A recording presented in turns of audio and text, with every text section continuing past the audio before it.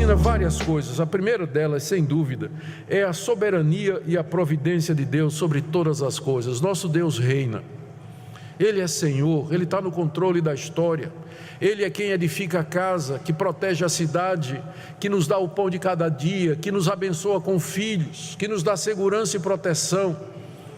Isso nos leva ao segundo ponto que o Salmo nos ensina: a inutilidade de nosso labor, esforço e trabalho aqui nesse mundo. Sem a bênção de Deus, nós vamos trabalhar para nada, vamos nos esforçar para nada, vamos suar para nada. Se Deus não estiver conosco, os nossos esforços serão em vão.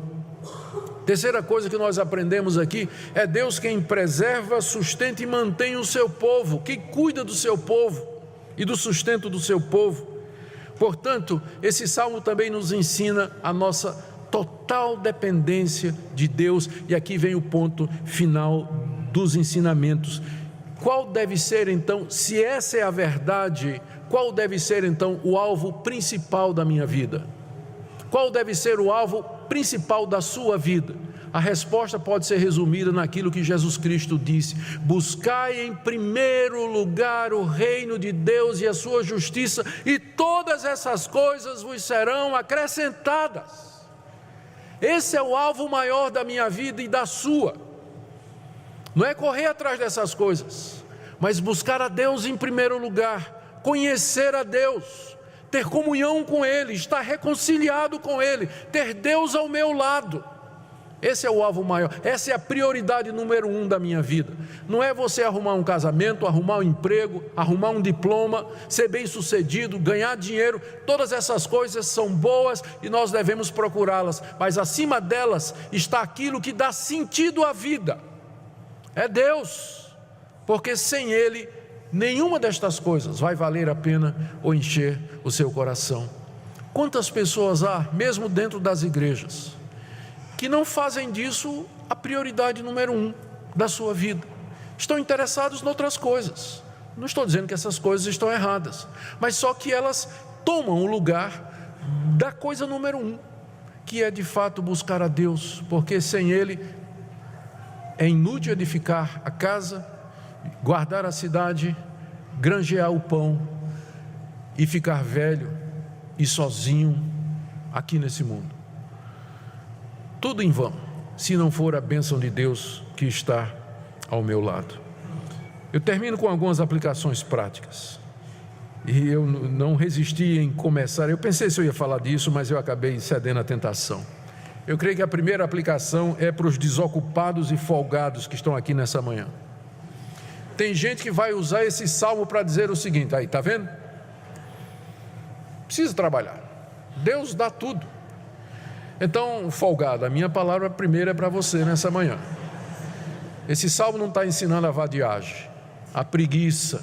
Ao contrário, esse salmo fala aqui de edificar uma casa, guardar uma cidade, granjear o pão e criar filhos. Esse salmo está falando de responsabilidade. O que ele nos ensina é que nós temos que fazer todas essas coisas. A Bíblia é contra a preguiça, a ociosidade, a viver às custas de outros quando você poderia estar ganhando o seu pão e o seu sustento. A Bíblia é contra esse tipo de atitude. O apóstolo Paulo chega ao ponto de dizer: quem não quer trabalhar, também não coma. Também não coma, se você não quer trabalhar. O que esse salmo nos ensina não é usar a fé em Deus e a confiança na providência de Deus para a gente ficar parado sem fazer nada. Esse salmo nos ensina a trabalhar muito, só que confiando em Deus, sabendo que o resultado do nosso trabalho é para a glória de Deus, oferecendo o que nós fazemos a Deus, Deus sendo o orientador, o princípio orientador de tudo aquilo que eu faço. Então sim, é isso que esse salmo nos ensina. Segunda coisa, segunda aplicação que eu queria trazer para nós aqui, é para os que vivem, agora já é o outro lado, né? É o pessoal que vive para acumular bens, ganhar dinheiro, garantir segurança material. A pergunta é: qual vai ser o valor disso tudo? De que adianta você ganhar o mundo inteiro e perder a sua alma?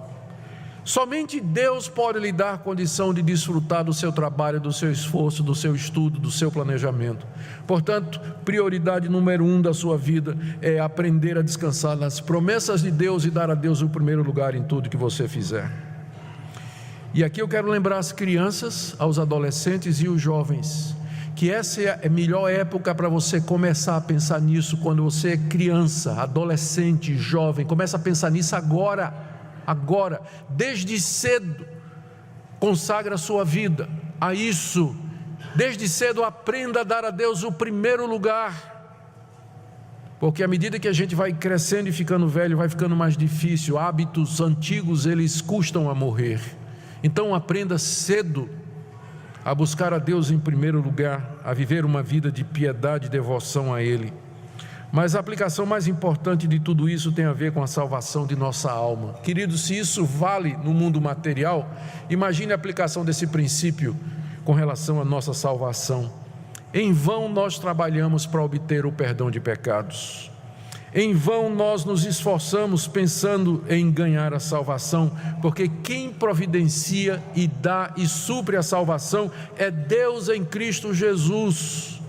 Se Ele supre o pão de cada dia, se Ele supre a nossa casa, a segurança e tudo mais, é Ele quem também nos dá a redenção plena e completa em Cristo Jesus. Se a Bíblia me ensina a depender de Deus para o pão de cada dia, muito mais para a redenção da minha alma.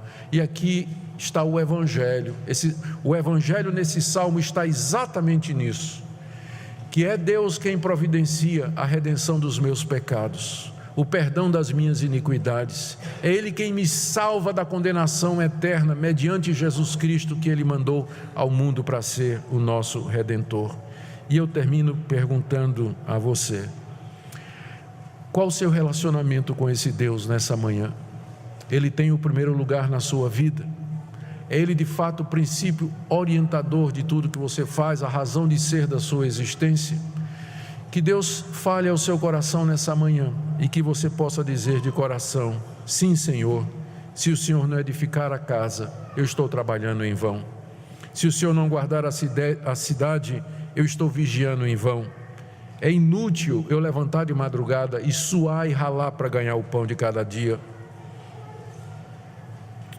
porque o Senhor dá aos seus amados enquanto dormem. Que essa seja a oração do seu coração, que você diga: ó Deus, eu quero viver para a Tua glória, me ensina a depender de Ti em todas as coisas.